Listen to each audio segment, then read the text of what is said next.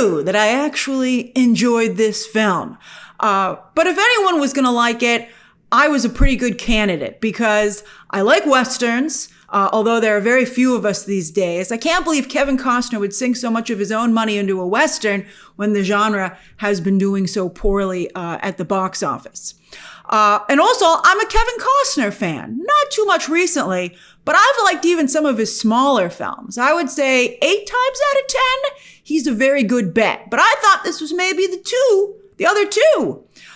So I had gone in with very low expectations. But let's discuss. Now, I'm aware that some of you are not aware of Kevin Costner's legacy. Like back in the day, this guy was a huge movie star, not just at the box office, but a respected filmmaker, won a bunch of Oscars, and all deservedly so. Again, the guy's had some really good work. And you've seen like a number of people lately talking about how their moms had crushes on Costner, like in his heyday, right? My mom, I don't believe that she did. Kevin Costner was not her type. But anyway, the director of Elemental talked about his mother, an immigrant in the United States, taking them to the movies, him and his brother when they were young, and loving Kevin Costner movies. And also Prince William apparently recently told Costner that his mother thought Kevin Costner was cute. So this guy was like a really big deal. But for all that, he still has had 3 major embarrassments in his career. So it just goes to show you, keep going. So Waterworld, obviously, Waterworld. Although some of you, it's funny, some of you are coming back around to Waterworld, I've seen. And also, another big embarrassment for him was back in the 90s, when as Mr. Western, he was outdone by B camp movie Tombstone that had come out a year before Wyatt Earp that Costner starred in. Although Tombstone, what a movie! Wyatt Earp, not that good. But most recently, his big comeback show Yellowstone has turned into this big drama for him, a stain on his career. It started out so good for him. But for instance, today, he even announced that for sure he's not coming back for the final season. There was some question as to maybe whether or not he would return. He says he doesn't like the way the people on the show are bad-mouthing him in the press, but he's not coming back. But that's right, Kevin Costner is Mr. Western. He's been in a wide range of films over the years, but the Western is his signature genre. And with all this in mind, it's been looking like Horizon, his Avatar-style Western saga, largely self-financed. It's looking like this might be his 4th embarrassment. In fact, before I saw the film, I thought for sure it was going to be his 4th embarrassment. As I said, I did not have high hopes going in. A 3-hour Western with no clear hook. The advertising, we're going to talk about it. The advertising for this film has been horrendous. Featuring a cavalcade of B-movie stars. And that's being generous. I would say really C-level actors. Sorry. Not to mention the French laughed at him at Cannes behind his back. They were very nice to him on the red carpet. Just like they did Francis Ford Coppola, who's in the same boat, interestingly enough, with self-financed, 3-hour, mind-boggling, laughable opuses. But you know what? Maybe Megalopolis is pretty good too, which just secured a distributor, Lionsgate, although Coppola, in addition to paying for the entire film, has to cover the cost apparently of advertising as well. But Lionsgate will make sure it plays in a decent number of theaters. And I think after enjoying Horizon, I'm probably going to go and see Megalopolis for myself, because Horizon I think is pretty good. I enjoyed it, and I'm definitely down, not just for part 2, but I'll watch all 4 of these movies that Costner is planning. That's right, parts 1 and 2 come out this summer. Part 1 comes out Friday, June 28th for the 4th of July holiday and stuff. And then part 2 comes out in August. And they've just started filming part 3. And there's going to be, again, as I said, 4 parts, hopefully, overall. And I'm down for it. Especially, they showed at the end of the part 1 some clips from part 2. You know, kind of like, remember at the end, in the back in the day when they had Back to the Future 2, and at the end of Back to the Future 2, they showed like a highlight reel from Back to the Future 3 because it had already been filmed. And I love Back to the Future 3 because I love Westerns. But part 2 looked even better than part 1. I was like, stop showing me so much of the movie. It looks great. I'm sold, Kevin. But yeah. Now, don't get me wrong. This is not great filmmaking, but it's really good comfort food. That's how I would qualify it. You know what it reminds me of? It reminds me of Costner's excellent Hatfields and McCoys miniseries. R.I.P. Bill Paxton. Did you see Hatfields and McCoys? It was great.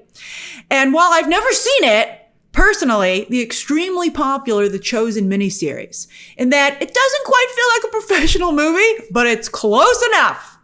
And yes, I just listed 2 series. And many of you have asked me, because of the running time, does Horizon feel like a miniseries that they've put up on the big screen? And it very much does.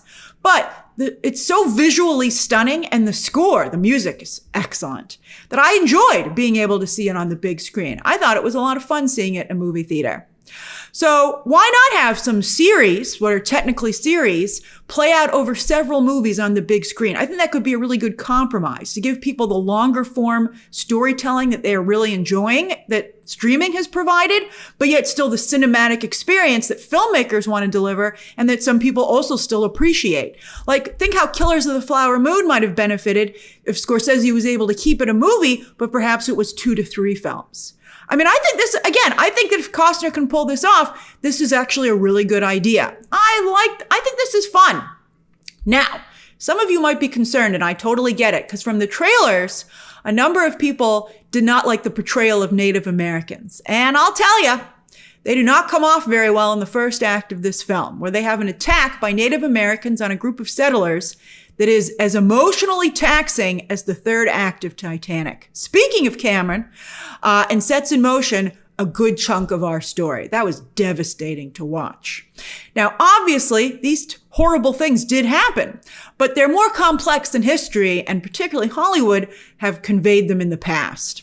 And as I watched this sequence, tears in my eyes, I also thought to myself, how could the same person who made Dances with Wolves make this movie? And isn't it irresponsible, as we're trying to come together instead of be divided, to put this out in the atmosphere, particularly into the parts of the country where this film will probably play the best? Well, I'm happy to say that by the end of part 1, Costner balances the scales, epically so.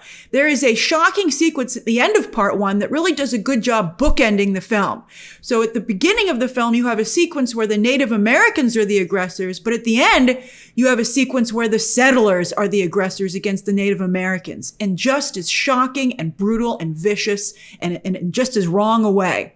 And I think Costner is trying to say that it's not so clear-cut who the good guys and the bad guys are. And while there are horrible people on both sides, there are also people who are trying to, move forward somehow, the best that we can.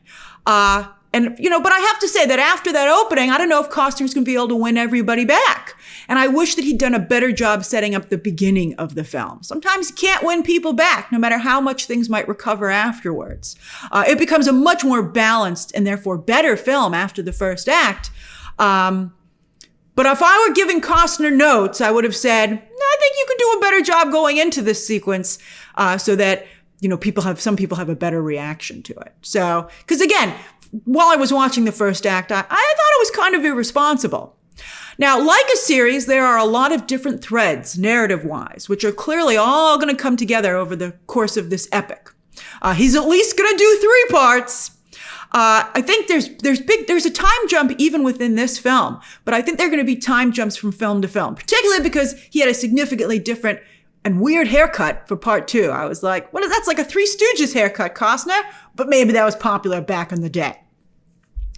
But I became invested, and I'd like to see how this story ends now.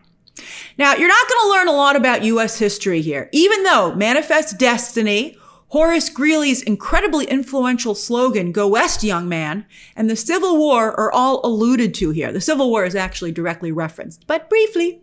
And I think, Costner clearly has done some homework. And yeah, as long as he's taken so long to tell this story, I would have preferred that he layered in a little bit more history. A good example of that is Apple TV's recent Manhunt series, which, I think really, from the perspective of today, tells a more complete story of what actually happened. In the past, Hollywood and the history books have done serious editing. And I think Manhunt is really Really a fantastic series. I love Manhunt. And I highly recommend that you check that out. So I wish that Costner's film had a little bit more of those qualities. Although, Manhunt didn't do particularly well. And maybe Costner's will do better because, it's like the Hallmark movie version of this. And, people love that stuff. Costner is more interested in broad strokes and comparing Old West America to today. Because you see, post-World War II, an era of prosperity and safety was ushered in, particularly here in the United States, in some ways for real, and also, again, from Hollywood, in some ways it just was made to seem that that was the case. But I think that everywhere, for most of time, everywhere else, and even here in the United States, as you can see from the Old West, it's very difficult. And people are struggling to survive, and it's very dangerous out there. And I think Costner is seeking to remind us that this was the way things were, even here in America, as these aspects seep back into Americana. So I think it's very interesting. Also, but you have to kind of be a student of history to even pick this stuff up. I hope this will inspire some people to think about these things and to look into it. Where is the post-Horizon movie talking group? I guess I'm trying to do it a little bit here. Also, to his credit, his West is diverse. Probably not as diverse as it actually was, but certainly more diverse than 95% of Hollywood Westerns. With Black, Latino, and Asian characters as well, who are all there. In this movie, they're on the fringe. I gotta tell you, but part 2 promises to increase their screen time and their roles as our characters get deeper into the West. So it's not all the way there, but again, at least it's, and I don't think it's reflecting what it was actually like at that time. Just like I was, the History Channel, I was watching something about the History Channel, and they talked about how before the Pilgrims had arrived, the Americas were also very diverse. There's all these people from all over the world, just like today, were coming to try and find a better life for themselves. And so it's always been a melting pot. But I think Costner, again, does better than most Hollywood Westerns. And I think it's going to get better as the series progresses. The advertising, though, as I said, for this movie is not good. How a movie that's so stunningly beautiful, showing off the American landscape, and unlike a lot of Hollywood Westerns that are shot in Canada, Horizon is actually shot in the United States, largely in Utah. It is beautiful. And how this movie can have a poster as bland and boring as this is a real head scratcher. And that Costner's producing this. He's putting his own money behind it. When they showed him this poster, he must have approved it. I'd be like, why don't you have some beautiful, Star Wars painted poster, right? What's that artist's name? Drew something? I'd be like, get me that guy. Paint me up a poster. The trailers have also been very poor, not conveying the basic setup, which is that it's a mysterious someone, we don't quite know who it is printing up a bunch of flyers, telling people to go to a settlement called Horizon. Only when you get there, there's no one there to greet you. Just this promise that's been made by some who knows who. But you know where the land is? It's right in the middle of Apache territory. And they are one of the 2 most aggressive and violent tribes against settlers at that time. And so again, it is steeped in history. And I believe, I'm not sure who, but I believe there was a flyer that was printed up that had told people to go out there. It's like just touching history, but it's very interesting. And again, and I'm curious to see what the mystery is. Who's printing up these flyers? And that's why the movie, by the way, is called Horizon. Also, I think you're heading towards the horizon for a better life over that ridge. I think that's all at play. And again, in addition to the cinematography, the music is, and by the way, how can you not see the parallel of the caravans of people who are coming here today? It's the exact same situation. And all over the world trying to make a better life for themselves. Costner could almost fade from the wagon train in this movie to the groups that are coming up from Middle and South America. All right. And again, in addition to the cinematography, the music is incredible. And while it's not cutting-edge filmmaking like James Cameron is famous for, Costner does do a good job replicating Costner's schmaltzy, feel-good storytelling that has proven to be wildly popular. Never underestimate James Cameron, we've learned, and Costner could potentially have something here. Unfortunately, advertising, again, has been so poor. And he's in a bad space with his Yellowstone fans because of what happened with him getting, half quitting, half getting kicked out of that show. Costner even has some Avatar actors, Sam Worthington and Giovanni Ribisi, although Ribisi shows up just for a second at the end of part 1, clearly a part 2 character. The film is also similar, I imagine, to 1962's How the West Was Won. The reason I say I imagine it's similar is because every time I try to watch it on Turner Classic Movies, I'm disappointed because I love me some Technicolor movies, and as I said, I like Westerns, and I like a lot of the actors in that film. But it's always distorted because it was released in Cinerama. I'm like, you don't need to show me the whole screen. I'd rather be able to see it. All right, anyway, that was also a sprawling epic with multiple storylines and had strong mainstream appeal and was a huge box office success. Costner could be headed in that same direction, even though a lot of people today aren't familiar with that film. At the time, huge. Now, it had an all-star cast, huge cast, very strong. But as I said, again, this is B, if not C, actors. You'll notice Sam Worthington, Danny Houston, Sienna Miller, Jenna Malone, and Michael Rooker, who all do very nice work, by the way. They're all really good. And a bunch of times they'll be like, oh, I know that person. Oh, I've seen that person before. Oh, yeah. But to me, the standouts in the cast in part one, aside from Costner, obviously, still very much the movie star, are Abby Lee as Marigold, a prostitute. She's just a shot of energy in the film when she arrives in the second act. I liked her a lot. John Beavers and Stranger Things' Jamie Campbell Bower as a pair of brothers from a Fargo-style crime family. They're great. We know Jamie Campbell Bower can be very menacing, but John Beavers, that voice, that hair, if I were a Hollywood casting director, he's one of the people I would pluck out of this film. I'd be like, oh, I like that guy.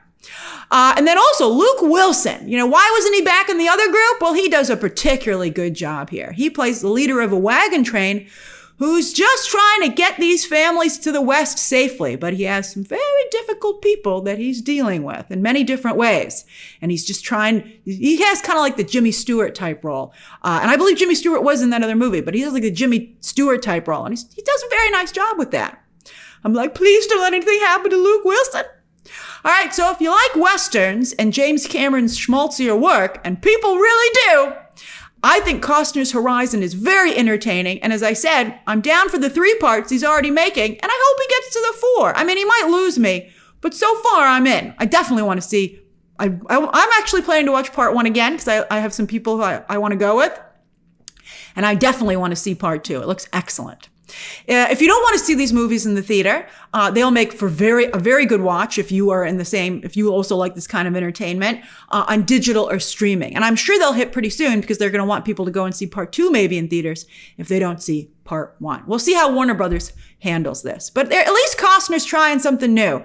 And I think it has a shot. I wish it had been advertised more effectively. All right, so what do you think? Share your thoughts down below, subscribe today, and of course, as always, you can check out some more videos right now.